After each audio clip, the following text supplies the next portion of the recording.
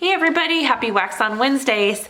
Again, trying something different for February here. I've done a lot of string pours with just straight acrylic pour, acrylic on canvas, acrylic on board, but I'm gonna try today, since we're going with something different, a resin string pour.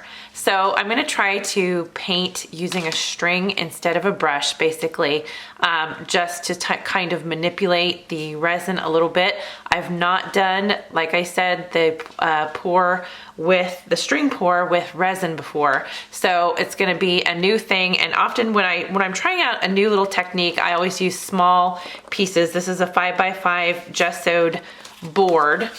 It's gessoed all the way around. And for resin, I'm not gonna tape off the sides. I'm just gonna let it go over. And I've got it in my dollar store tub from the dollar store on top of my yogurt cups that I save for just this occasion. And that way it's all contained. I lift it up and put it into a clear tote to dry with the lid on, so no dust or any particles get in my resin pour. So with that said, I've got this board is already pre-gessoed, so it's ready to go. And I've got some art resin mixed up here in my measuring cup. I've mixed it for 3 minutes and it's ready to go, and it's even set out a minute. So a lot of those air bubbles have dissipated because it's been sitting out for a minute after I mixed it. The resin I'm using is a 2-part epoxy resin. The brand I'm using is Art Resin. And any 2-part epoxy resin, whatever you're working with, whatever you have handy or available to you, will be fine. And I switched to Art Resin a while back, and I really like the results of working with it, so that's what I'm working with today. So I also have some heavy body acrylic. This is Liquitex. This is in Danthering Blue. For Liquitex, it's a heavy body. I love blue, so I'm gonna go and try that. I also have some white, and this is also in Liquitex. This is just the basics, and I've got a little bit of white in there. And I also have some Pearl-Ex powder, and this is Citrine is the color for that. And I'm just gonna try that out. It's kind of a weird combination, really, the blue and the citrine, but I'm gonna try it out and kind of in that odd mood to mix something odd with the deep blue, and we're gonna see how it turns out because we're doing something different. So we're gonna do that all the way around. So I'm gonna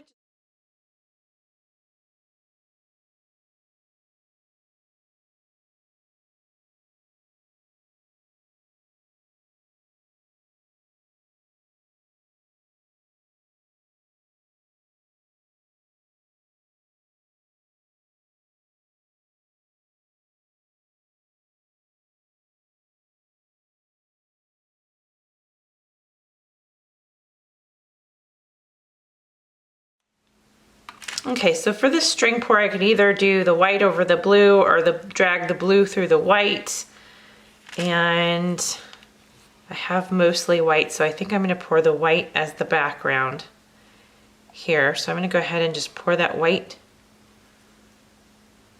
right on the piece. I'm gonna save a little bit in case I need some corrections.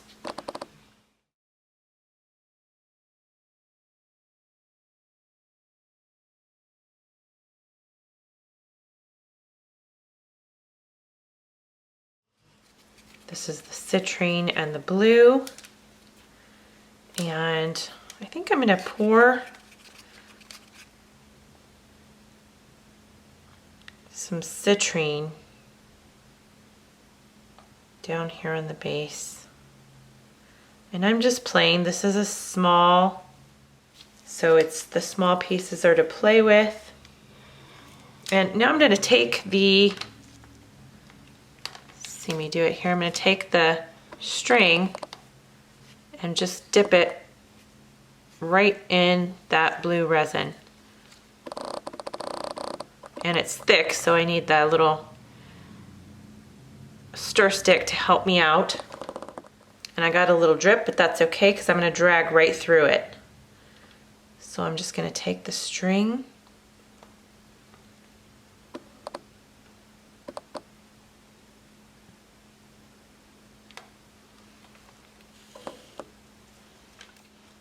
I dipped it in the blue again, and I like that it's dragging the citrine right along with it.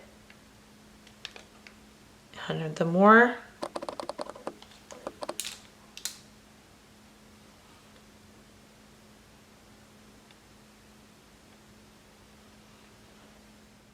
and I'm really just using this small piece to play and see what shapes I can come up with.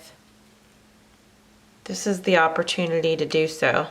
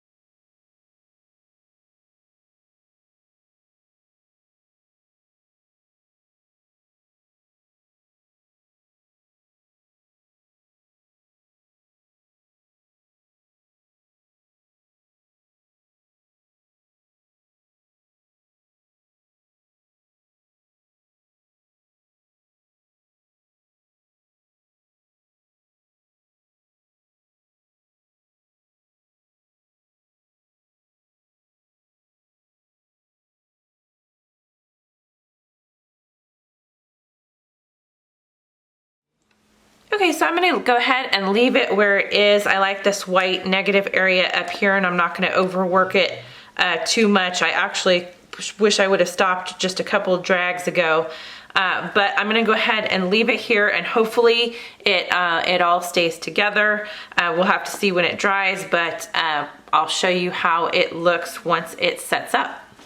Okay, turns out I had plenty of resin, so I'm gonna go ahead and I have this little 4x4 that I'm gonna work on. I still have some resin left, so I'll try yet another something a little bit different here. I'm gonna go ahead and pour the blue as the background and see what happens when we work it that way.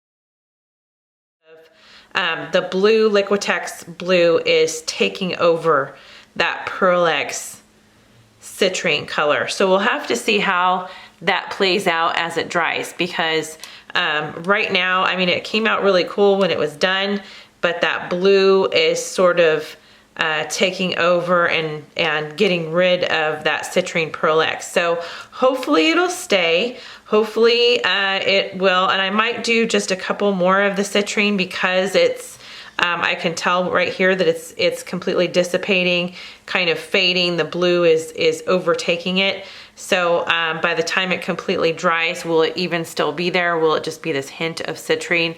Undetermined until it dries. So I might put a couple of big ones right down here. There's a couple of really big citrine ones, and hopefully they'll stay at least. And it might have a completely different composition, and that's the whole fun of a pour, whether it's resin or acrylic pour, resin pour, or any fluid art, even when you're working with encaustic, when you're working with it over fusing and working with it fluidly. The whole fun, exciting part about fluid art is that it's going to do what it's going to do basically in the end on its own. So you can manipulate it and learn to manipulate it to a point, but it's still sort of going to do what it's going to do, and that's the exciting part of it. So I'm going to put a couple of big ones right here.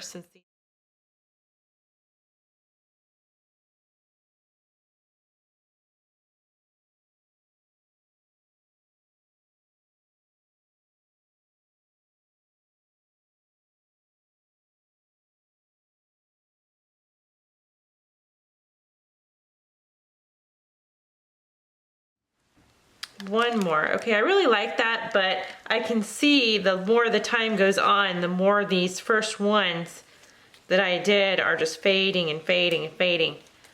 So I'm going to do one more big one in this area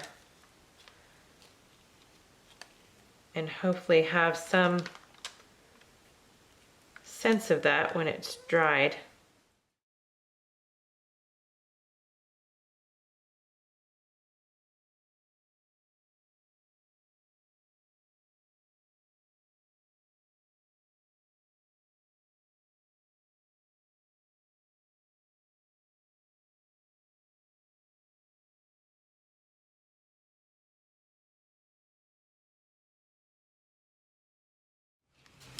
Okay, I'm going to take a torch to both of these two pieces, and just on a very, very, very, very light flame. I don't see a lot of air bubbles. Most of them dissipated when I was sort of letting it sit for a minute, so I don't really see a lot of air bubbles at all, but you just never know. So I'm going to go ahead and just very, very lightly go over that and make sure that there is no air bubbles, because the last thing I want is for it to dry and then see an air bubble when it's done. So I'm going to go ahead and do that to both of these pieces and set them aside and let them dry. And this is another dollar store. Love getting containers at the dollar store for resin and acrylic. Dollar store is the best place ever. So I'm going to go ahead and clean this edge off so I can open it again, because I got a little bit of resin there. But when I clean it off, I'm going to go ahead and put that lid right over the top of it, and that way it is dust free, particle free as it dries by itself. Okay, so I'm going to go ahead and leave it here. It's really getting thick now, so I'm not going to mess with it too much more.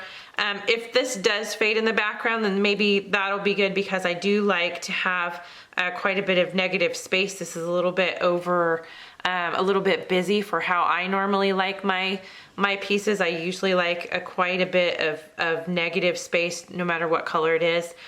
Going on in my compositions, but so this one's a little bit busy for me. It's kind of an all-over pattern. I don't really feel like there's a focal here, but it's I'm just, you're just playing around with different effects and how the pigments are going to work, how the string's going to work, how the resin's going to work, and things like that. So it's just a play piece, and just kind of fun to see what everything is going to do, especially before you go and work on a great big expensive board that is, big. The resin's expensive, the pigment's expensive, the board's expensive. So finding out little scenarios that could happen, a happy accident or not so happy accident, to find out here on a small board first is usually how I like to work, both in any medium, whether it's acrylic, resin, encaustic, whatever. I love working on these small boards in the studio just to sort of play out, see how things are going to play out for me, possibly. And when you're working intuitively, and when you're working fluidly with fluid art, of course, you're never going to have that complete 100% predictable outcome, but at least you have a good idea for it, and it's just good practice. So anyways, I'm going to go ahead and let this one set up. I really am in love with this blue color. I hope it doesn't take over completely, because I like the citrine in there too, and I like the sparkle that it has right now. So I hope everything stays this way, and we will just have to see when it sets up and dries. But I hope you had fun on this Wax on Wednesdays, just a little something different. And we will see you again for a little something different for February next week. Happy Wax on Wednesdays.